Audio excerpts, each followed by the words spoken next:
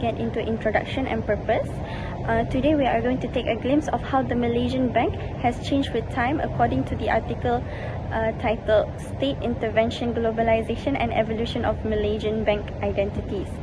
This article explains how the biggest banks of Malaysia become large regional players, not by accident, but by their growth was strongly influenced by the government policies and global economic changes.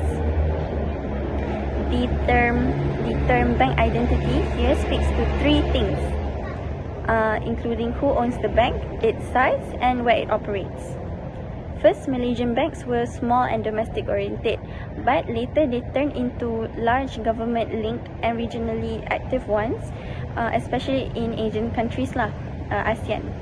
Well, this is the main question argued in this article. The question would be, in what way did state intervention and globalization turn Malaysia banks into regional financial players from the early status as purely local institutions? Thank you. To comprehend the transformation, let's first explore the beginnings of banking in Malaysia. Initially, the major banks in Malaysia were medium-sized, domestic and mainly Chinese-owned. The aim of the bank was to cater mainly to domestic business needs rather than venturing into international business. At that time, the banking industry had a somewhat fragmented setup.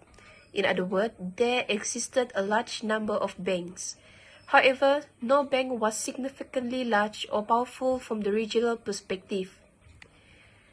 They transacted business in a protected environment with limited foreign competition and high levels of government control in the financial system.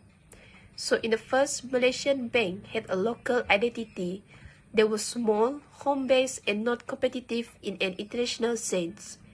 This situation, however, started to change when the government began restructuring the financial sector.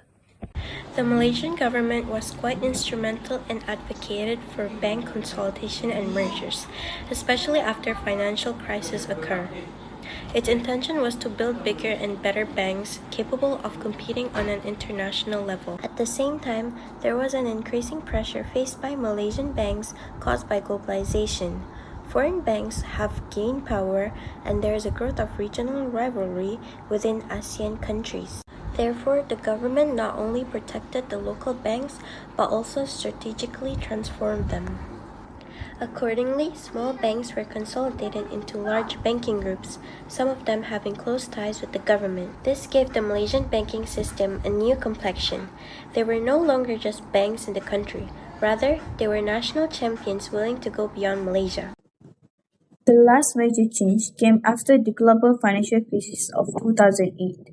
While the banks in the West were in a state of doldrums, in Malaysia, banks were quite stable. It is in this context that the banks were able to extend their business to Asian countries such as Indonesia, Singapore, and Thailand. At that time, the banks in Malaysia were already large, well capitalized, and enjoyed significant support from the government. Thus, the identity shifted again, this time to regional banking players.